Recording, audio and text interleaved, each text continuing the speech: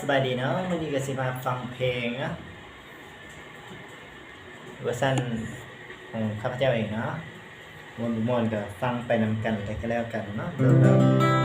ที่ว่าเฮาบ่ได้ฟัง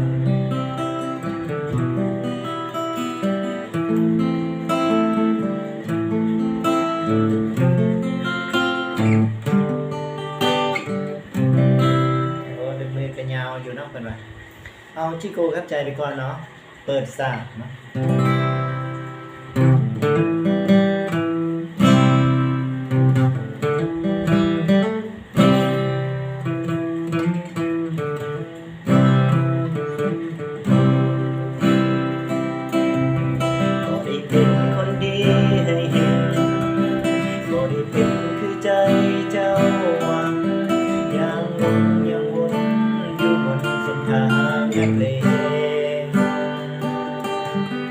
บอกเคยฟังคำเจ้าที่เตือนเอาแต่เพื่อนเป็นไงก็รุ่นวายได้ร้ายเอาไว้มากมาย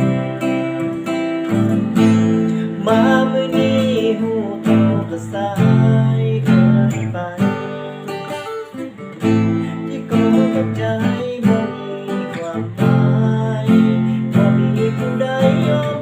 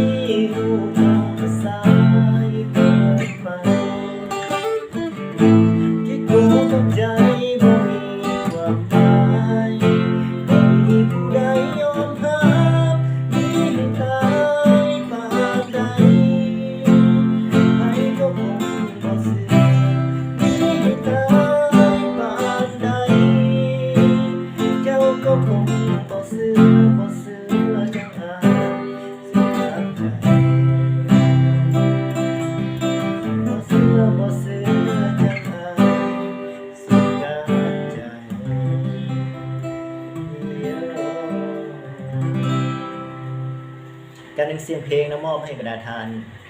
เพื่อสร้างความบานมันซีนก็แล้วกันเนาะผิดพลาดประการใดขอโทษขออภัยจากหน่อย11 ตันลิบเนาะในกระดิ